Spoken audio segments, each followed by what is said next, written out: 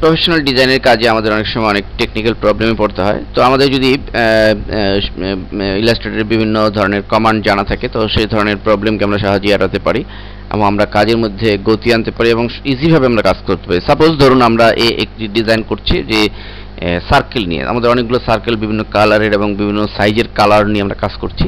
আমাদের প্রয়োজন হয়ে পড়লো যে এই ব্লু রঙের যে সার্কেলগুলো রয়েছে, তো এই ব্লু রঙের সবগুলো সার্কেল সিলেক্ট করা। তো আমরা ইচ্ছা করলে শিফট ধরে ধরে করতে পারি, কিন্তু অনেক সময়ের ব্যাপার, কয়েকশো সার্কেল নিয়ে কাজ করতে গেলে তো সো মাচ টাফ।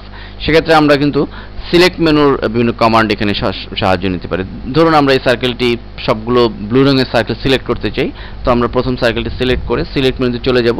এখানে সেম ক্লিক করে আমরা এখানে দেখুন দেখতে পাচ্ছি ফিল অ্যান্ড স্ট্রোক, অর্থাৎ সেম ফিল এবং স্ট্রোকের সবগুলো সার্কেলকে সে সিলেক্ট করেছে এবং অন্যান্যগুলো যে অন্যান্য কালারের যে সার্কেল সেগুলো কিন্তু সে সিলেক্ট করেনি।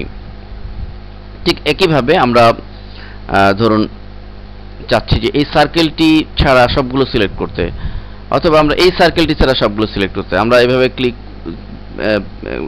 আমরা যে ড্র্যাগ করে সিলেক্ট, সবগুলো কিন্তু সিলেক্ট হয়ে যাচ্ছে, কিন্তু আমরা যদি চাই যে শুধু মাঝখানের এটি ছাড়া সবগুলো সিলেক্ট হবে, তাহলে আমরা এটিকে সিলেক্ট করবো এভাবে, দেন সিলেক্ট মেনুতে গিয়ে আমরা ইনভার্স কমান্ড দিব, ফলে অলরেডি সেটি ছাড়া কিন্তু সবগুলো সিলেক্ট হয়েছে। এভাবে আমরা ইনভার্সের মাধ্যমে নির্দিষ্ট সার্কেল ছাড়া অন্যগুলো সিলেক্ট করতে পারি।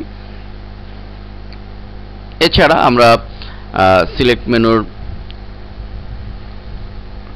আমরা যদি সিলেক্ট মেনুর সেমে চলে যাই এবং এখানে আমরা অন্যান্য যে সমস্ত অপশন রয়েছে, আমরা যদি চাই যে ব্লেন্ডিং মোড, একই ব্লেন্ডিং মোডের সবগুলো সিলেক্ট করবো, তাহলে আমরা যদি ক্লিক করি তাহলে একই ব্লেন্ডিং মোডের সবগুলো কিন্তু সিলেক্ট হয়েছে।